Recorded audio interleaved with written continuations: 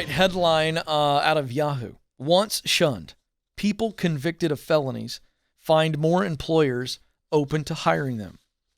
I got a little dusty-eyed when I read this because I have long felt that what we do really poorly in society is restore. We'll forgive people, but we're not so good at restoring people. That's what I think. And when a felon or anybody with something on their record has paid their time, their debt to society through prison time, fines, whatever, and they have done what the law says they are required to do, then we need to actively look for opportunities, healthy opportunities, and I'll get to that in a minute, to restore them. So here's where we are. From this Yahoo News article, a growing number of companies are beginning to tap into a huge, largely ignored labor pool. The roughly 20 million Americans, mostly men, and many unemployed who have felony convictions. Researchers have found that with each successive year that formerly incarcerated people remain free without committing another crime, the likelihood of their returning to criminal activity declines. And after 5 to 10 years, that person has no higher probability of committing an offense than somebody with no record. So the data bears out that there are people who keep their nose clean when they get out. And when they do, there is data that says they don't fall back into that pattern. Harley Blakeman is the chief executive of a company entitled Honest Jobs, an Ohio-based company that matches employers with people with criminal records. And he said in the last few months, 7 Fortune 500 companies have signed on as partners. And I'm not going to list those companies, but this is a really good trend. And interestingly enough, just yesterday as I was co-hosting the Ramsey show with Dave Ramsey, we got a call from a guy who had 2 misdemeanors on his record from one time, and it was a domestic violence situation, and his girlfriend cheated on him, and I don't know what he did. We didn't make him unpack it, and I can just tell you right now, that is not cool. Any dude who strikes a woman needs to be publicly flogged and beaten himself. That's my position on that. Okay?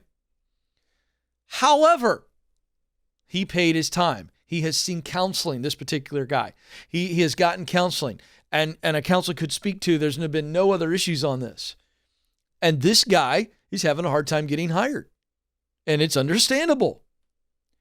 He went on to tell us that, in his case, people are finding out about it in the background check. And so I immediately said, there's the first problem. You don't need to wait for an employer or a potential employer, because by the way, they all offered him jobs, and in the background check is when they rescinded the offer. So you know what he needs to do? Number one, he's got to own it.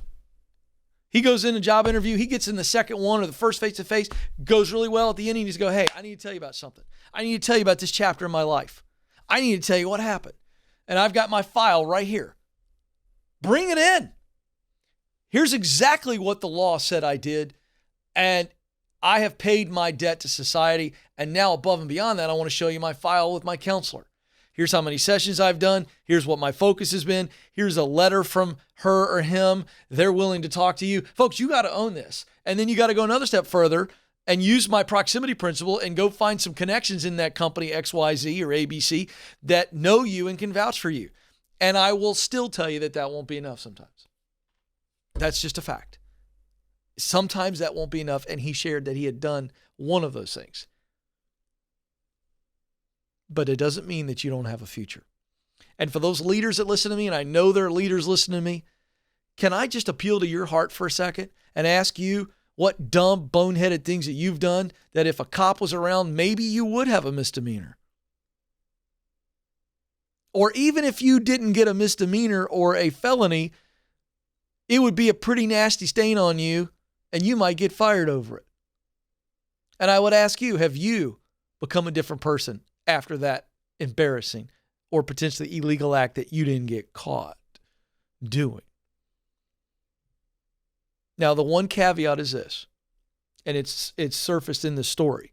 One woman had gone to jail for fraud, financial fraud, and she went to hire for a job from this company that tried to place her, and she applied for a job that was handling money. And he was like, not a good idea, but we'll put you over here in an administrative role where you're not handling money.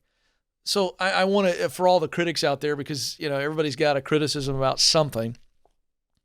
Obviously, we've got to be smart and put people in a position where they're not tempted. All right. So if I got a guy who's known for stealing cakes and bread from a bakery, I'm not going to get him a bakery job. It's just a temptation. It's not necessary. Right.